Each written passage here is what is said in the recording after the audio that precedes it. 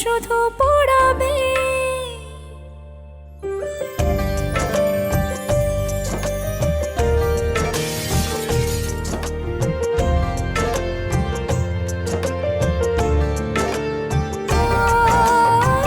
Mashrafe Junya. তুমি এখনই মনিকে কল করো, এখনই কল করো, কল করে। স্যার মনিকে কেন কল করব? আবার বেশি কথা, যেটা বলেছি সেটা করো। মনিকে কল দিয়ে আজকের ব্যাপারের জন্য সরি বলো, তারপর এখানে আসতে বলো। স্যার আমি না আপনার কথা কিচ্ছু বুঝতে পারছি না, মানে আমি ওকে সরি কেন বলতে যাব? আপনাকে হসপিটালে দেখেছি বলে তো মনে পড়ছে না। কি করে দেখবেন? আমি তো অন্যদের মতো রোগী দেখি না, অত সময় আমার নেই, আমি গবেষণার কাজে ব্যস্ত থাকি। ওই মিসেস রুনার মতো রোগী পেলে ফলো আপ করি আর রেকর্ডে রাখি। জান্নাত, গাড়িতে উঠে বসো। স্যার আমি ঠিক আছি, অসুবিধা নাই। আহা, সংকোচ করছো কেন? আসো আসো। স্যার মনি এখনই আসবে, ও যদি আপনার সাথে আমাকে এখানে দেখে ফেলে ঝামেলা হয়ে যাবে। তোমার সাথে আমার খুব জরুরি কিছু কথা আছে, মনি আসার আগেই শেষ হয়ে যাবে। আসো।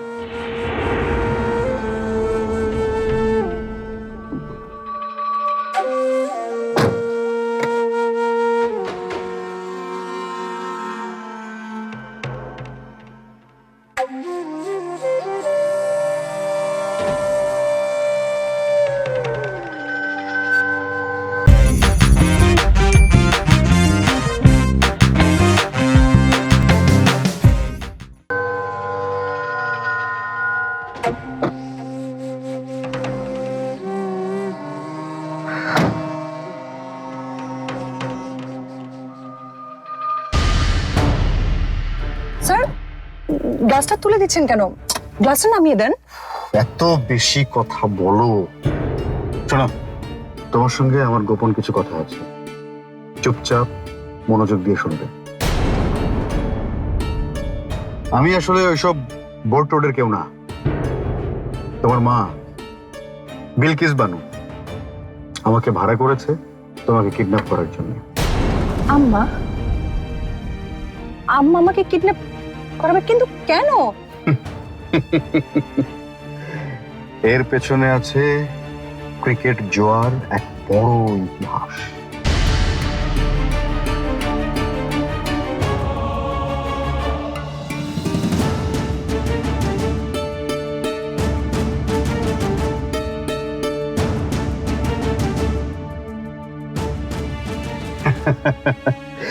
তোমাকে গাড়ির ভেতরে নিয়ে এসেছি আমি আরেকটা কারণে।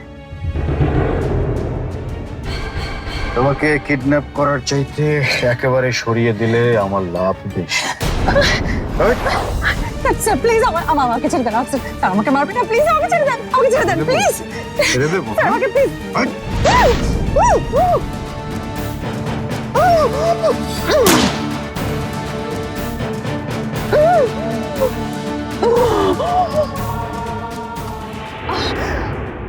তোমাকে গাড়ির ভেতরে নিয়ে এসেছি যাতে গুলির শব্দটা বাইরে বেশি না যায়।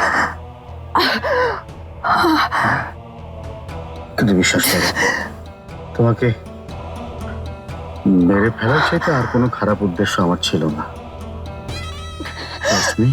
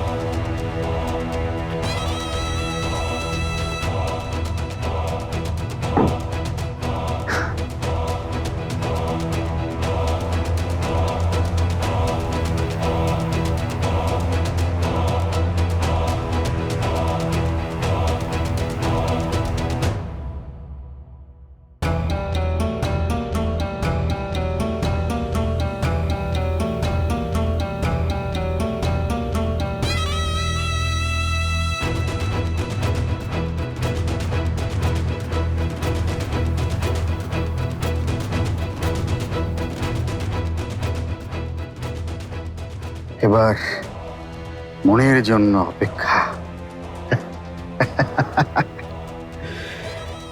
খাবারের লোভে ইঁদুর যেমন ধরা দেয় ইঁদুর মারা ফাঁদে, মনি তেমন ধরা দেবে আমার বিছানো ফাঁদে।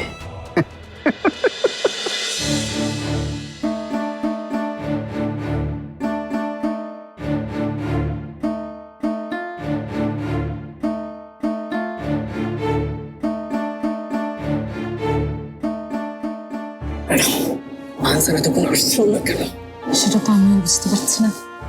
আয়ানের রুনাকে নিয়ে আসতে এতক্ষণ সময় লাগছে না। আপনি তখন গেলেন না কেন? আরে ম্যাডাম, আমি একবার চরিত্রের ভিতরে ঢুকে গিয়েছিলাম।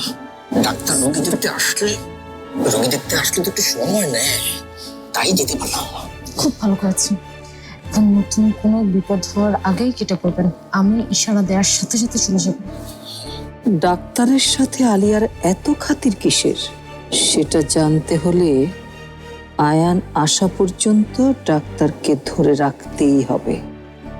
মাম্মি, আয়ানের এতক্ষণ লাগছে কেন রুনাকে নিয়ে আসতে? ওনার তো যেতে হবে। দেখো আলিয়া, কি মজার একটা জিনিস, দেখো না একবার, দেখো। না মাম্মি, কাজকর্ম ফেলে রেখে এভাবে বসে বসে কৌতুক শোনার ইচ্ছে আমার নেই, সময়ও নেই। আয়ান এখনো কেন আসছে না? ও তো অনেকক্ষণ আগে গেল রুনার ঘরে। আরে আসবে আসবে, এত তারা কিসের তোমার? আসলে আমাকে এখন করতে হবে, বারবার অন্য পেশেন্টরা ফোন দিচ্ছে তো, তাই আর কি। আরে আরে করছেনটা কি? যাবেন মানে থাকেন। আয়ান তো গেল রুনাকে আনার জন্য, এখন এসে যদি দেখে যে আপনি নেই তাহলে কি হবে বলুন তো? এই আলিয়া, কিছু বলো না তুমি। মাম্মি, উনি আজকে যাক, যেহেতু ওনার তারা আছে। উনি লাগলে আরেকদিন আসবে, কোনো অসুবিধা নেই। আজকে আপনি যান। না না, কি বলছো? আরে এত রাত পর্যন্ত যখন ছিলেন আর কিছুক্ষণ থাকেন না। আয়, আপনি 1 মিনিটও বসবেন না। আপনি এক্ষুনি এখান থেকে বের হন। আহা আলিয়া, তুমি ওনার সঙ্গে এরকম ব্যবহার করছো কেন? আরে এত বাজে পারফরম্যান্স। পারফর্মার? না মানে মাম্মি, ডাক্তারের সাথে আর এর থেকে কিভাবে ভালো করে কথা বলবো? মিস্টার লস্কর তো ডাক্তারও না আন্টি।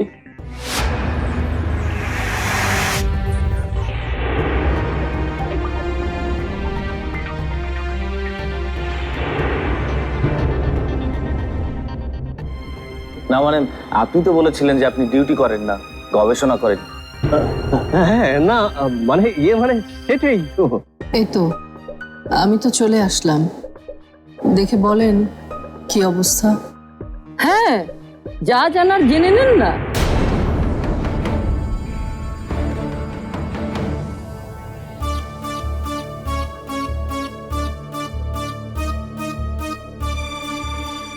আরে কোথায় যাচ্ছেন আপনি? একটু দাঁড়ান। আপনার মামুনের কাছে কোনো প্রশ্ন না থাকলেও আমি আপনাকে একটা প্রশ্ন করি, খুব সহজ প্রশ্ন। মামুনের যে অপারেশন হয়েছিল সেটার নাম কি ছিল? অপারেশনের নাম মানে কি ব্যাপার? আপনি না গবেষণা করেন, রোগের নামই বলতে পারছেন না? দাদু ভাই বাদ দাও তো। আচ্ছা ডক্টর, আপনার আইডি কার্ডটা দেখান তো। আইডি কার্ড আরে আরে কি হচ্ছে এটা? কোথায় যাচ্ছেন? আমার প্রশ্নের উত্তর না দিয়ে আপনি কোথাও যেতে পারবেন না। আপনি ছাড়ুন, কি ধরনের অসভ্যতা হচ্ছে এসব? আয়ান, ওনাকে একটু ভালো করে সভ্যতা শিখিয়ে দাও তো। বসেন, বসেন বলছে। বসেন। সত্যি করে বলেন তো, আপনাকে এখানে কে ডেকে এনেছে? বলেন, তাড়াতাড়ি বলেন। শুধু আপনাকে না, আপনাকে যে ডেকে এনেছেন দুজনকে রশি দিয়ে বেঁধে পুলিশের হাতে দিয়ে দেব। কি এর মধ্যে পুলিশ কেন? দেখো আয়ান, এগুলো কিন্তু ঠিক হচ্ছে না। এসবের মানে কি? এভাবে তুমি ওনাকে অপমান করতে পারো না। মানেটা উনিই বলবেন। এই বলেন, আপনি আপনাকে কে এখানে ডেকে এনেছে বলেন, না হলে এক্ষুনি আমি পুলিশকে কল করছি। ভাই ভাই ভাই ভাই ভাই ভাই, পুলিশে ফোন দিয়ে না, পুলিশে ফোন দিয়ে না। আমি সব বলতেছি। এই আপা আমাকে ডেকে নিয়ে এসেছে আপা। আমাকে টাকা দিবে বলেছে। প্লিজ পুলিশে ফোন দিয়ে না, প্লিজ। একদম মিথ্যে কথা বলবেন না। আমি ওনাকে চিনিও না ইনফ্যাক্ট। অবশ্যই চেনেন, শুধু এবার না, এর আগেও আপনি দ্রুত মামুনির অপারেশনের কথা বলে অন্য একজন মানুষকে দিয়ে আমাকে কল করিয়েছিলেন। এবার এবার আমি বুঝতে পারছি দাদু ভাই, এই আলিয়া চাপ দিয়ে এক রাতে আমাদের বাড়িটা কিনতে চেয়েছিল। ভাগ্যিস বাড়িটা বেচার দরকার হয়নি। কিন্তু দাদু ভাই, তুমি কি করে এসব জানলে? ওনার কথাবার্তা শুনেই আমার সন্দেহ হয়েছিল, তাই আমি হাসপাতালে কল করেছিলাম। হাসপাতালের ডিউটি ডক্টরের সঙ্গে কথা বলে আমি জানতে পেরেছি যে উনি আসল ডাক্তার না, উনি একজন ভুয়া ডাক্তার। ছি আলিয়া, ছি, তুমি সাদিককে বিয়ে করার মতন এখনো একটার পর একটা মিথ্যা নাটক সাজিয়ে যাচ্ছ। আমি কোনো নাটক করছি না। তোমরা সবাই উঠে পড়ে লেগেছো যাতে আমি এই বাড়ি ছেড়ে চলে যাই, তাই তো? কিন্তু এতে কোনো কাজ হবে না। কাজ তো দূরের কথা, আপনার আর এখন এই বাড়িতে থাকার কোনো অধিকার নেই। ওকে ফাইন, থাকবো না এখানে, কিন্তু সম্পত্তির ভাগ না নিয়ে আমি কোথাও যাব না। এ বাড়ির মালিক আমি বলছি, তোমাকে আমি কোনো অংশই দেব না। আপনি বললেই তো হবে না মাম্মি। এই বাড়ির ভাগ যদি রুনা, আয়ান ওরা পায়, তাহলে আমাকেও ভাগ দিতে হবে। সম্পত্তি আমার, আমি ঠিক করব কে পাবে কে পাবে না। বুঝতে পেরেছি, সোজা আঙ্গুলে ঘি উঠবে না। কান খুলে শুনে রাখুন, আমি আমার ভাগ যদি বুঝে না পাই, তাহলে আমি আদালতে মামলা করব। খুব ভালো কথা। তুমি মামলা করলে আমি সেই মামলার উকিল হয়ে মোকাবেলা করব। তুমি ভুলে যেও না, আমি কিন্তু আইন বিষয়ে পড়াশোনা করেছি। এবার আর আপনার কোনো কুবুদ্ধি কাজে লাগবে না আন্টি, কারণ এখন আর আমাদের মধ্যে কোনো বিভেদ নেই। তাই বাইরের কেউ এসে আমাদের মধ্যে ঝামেলা পাকাতে পারবে না।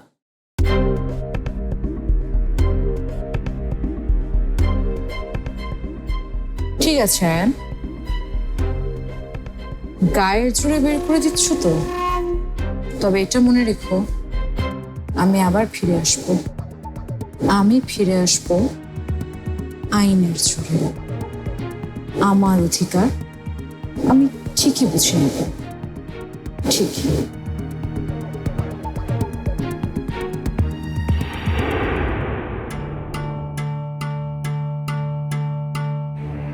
বোর্ড অফিসের পিছনের রাস্তা, এটারই তো বলে।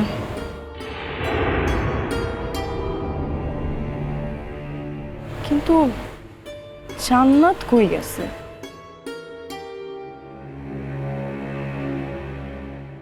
আচ্ছা,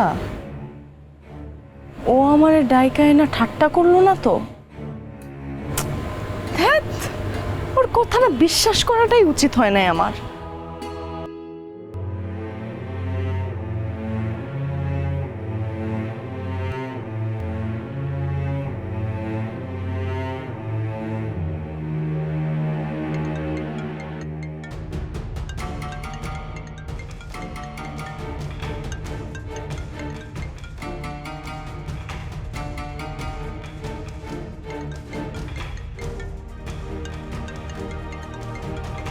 শব্দটা ওই দিক থেকে আসতেছে।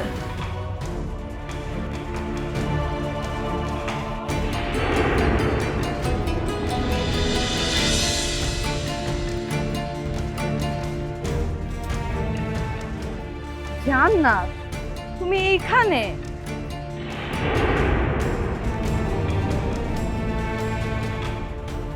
এই অন্ধকারের মধ্যে এটা বসার কোনো জায়গা হইলো? আসো, উঠে সামনে আসো। আর কে কে তোমারে বাধ্য করছে বলো? ফোনে কি বললা? জান্নাত, কি হইছে? কথা বলতেছো না কেন? আশ্চর্য তো, তুমিই তো আমার ডাইকে আনলা কথা বলার জন্য। আমি 1 থেকে 3 পর্যন্ত গুনবো, এর মাঝখানে যদি তুমি সাড়া না দাও তাহলে আমি এখনই চলে যাব। 1, 2,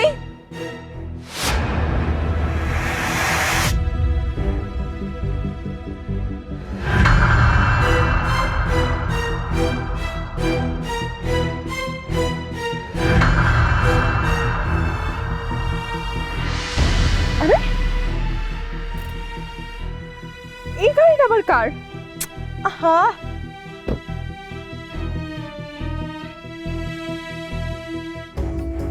মনে ক্যাচ ইট, ভেরি গুড ক্যাচ।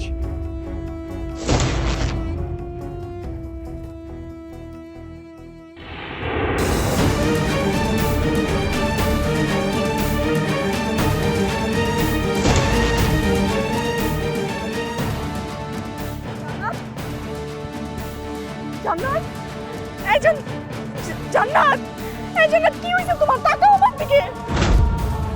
এই জান্নাত, প্লিজ চুপ করো। জান্নাত, জান্নাত, কি হয়েছে তোমার? আস্তে মামুনি, মামুনি আমার হাতটা ধরো। আয়ান, আয়ান, আমি কি বাচ্চা নাকি যে আমাকে ধরে ধরে আনতে হবে? ছাড়ো তো, ছাড়ো। না মামুনি, আমি তোমাকে ছাড়বো না। আমি আর তোমাকে নিয়ে কোনো ঝুঁকি নিতে চাই না। দেখো তো ছেলের কথা, আমাকে নিয়ে আর কোনো ঝুঁকি নেই আয়ান। আমি আমি আমি একদম সুস্থ হয়ে গেছি, ছাড়ো। মামুনি, আর একটা মাস যাক, তারপরে ডাক্তার যদি বলে যে তুমি সুস্থ আছো, তখন আমি তোমাকে ছাড়বো, তখন একাই চলাফেরা করবে। এখন বসো তো, বসো।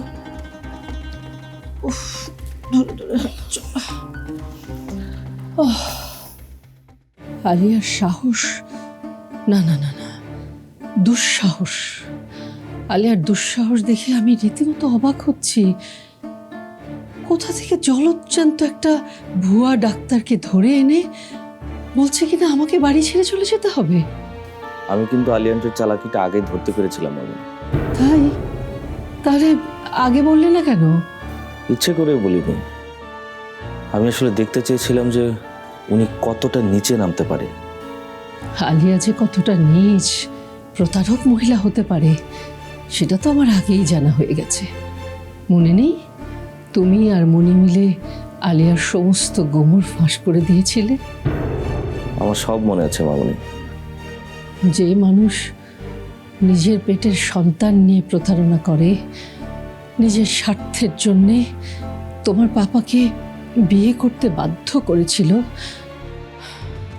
যে কিনা ডিএনএ টেস্ট পর্যন্ত করাতে চেয়েছিল, সে আর যাই হোক ভালো মানুষ হতে পারে না।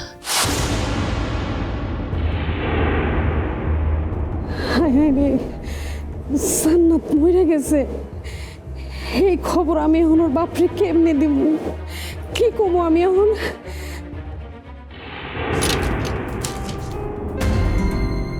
সে কি দাদু ভাই, তুমি এত রাতে কোথায় গিয়েছিলে? পার্কে হাঁটতে গিয়েছিলাম। তুমি আজকাল হাঁটতে বের হও নাকি? কেন? পার্কে কি সাইনবোর্ড দেওয়া আছে যে আমি যেতে পারবো না? যাও তো, আমার মন মেজাজ খুব খারাপ আছে।